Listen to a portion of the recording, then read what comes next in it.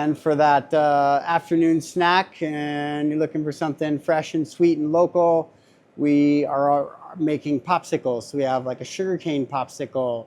We have the elderberry immunity pops. We have fresh frozen durian popsicles, jaboticaba popsicles.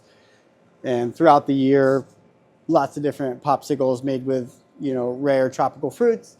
So it's a great way for you to be able to preserve that flavor and save it and share it with your family member. Another fun medicinal product that we're making is ozonated olive oil.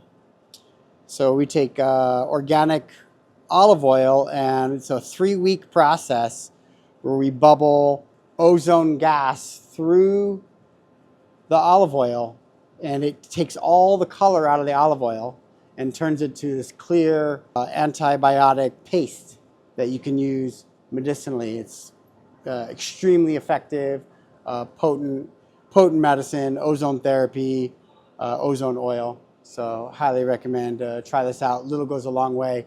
Really good for dental health, brushing your teeth.